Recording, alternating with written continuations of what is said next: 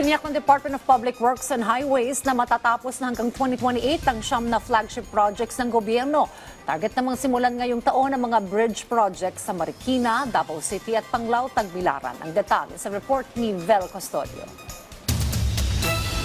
Nasa siyam na flagship project na administrasyon ni Pangulong Ferdinand R. Marcos Jr. ang tiniyak ng Department of Public Works and Highways sa House Committee on Flagship Program and Projects na kayang tapusin hanggang 2028. Kabilang dito ang Samal Island Davao City Connector na nasimulan ng gawin, pati ang Panglao Tagbilaran Bridge na target simulan ngayong taon. Ayon kay House Committee Chair Jose Arturo Garcia Jr., bagamat foreign-funded ang karamihan sa flagship projects at napag-aralan na ng NEDA, isa aniya sa nagpapabagal sa proseso ng mga proyekto na humahantong sa delay ay ang right-of-way. Dahil dito, mahalaga aniya na i-identify ang mga proyektong kaya talagang tapusin. Iga-groundbreaking lahat yan, sabay-sabay. Nung pala, walang pampondo, wala pang right-of-way, walang matatapos kahit isa.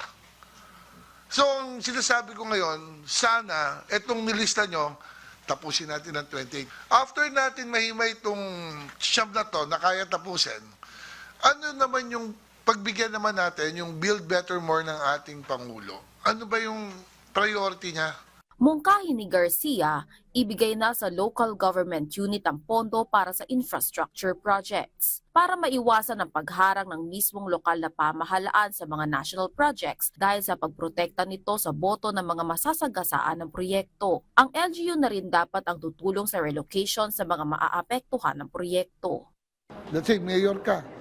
Naku, hindi ko pwede ito, magagalit sa akin ng tao. O yun siguro, national government ang papasok. Pero kung kaya naman kausapin ng mayor o ng governor, o sige, download mo rito, ako may pag-usap, i-rehab natin yan, ililipat natin sa yung mga ISF na yan, legal settlers, matutuwa pa dun sa local eh. Kasi may budget siya para ilipat eh. Panawagan ng mambabatas, tigilan na ang pamumulitika at magtulungan na lang para matapos sa ang mga proyekto sa takdang petsa na ikaaangat ng ekonomiya. Sinabi rin ng chairperson ng komite na huwag sanang tanggalin sa National Expenditure Program ang mga tunay na mahahalagang proyekto ng nasa wishlist ng mga lokal na pamahalaan. Tugon naman ng DPWH na pagkasunduan ng ahensya at ang Department of Budget and Management na kung walang endorsement ang local officials, hindi dapat mailagay sa proposed National Expenditure Program ang mga proyekto.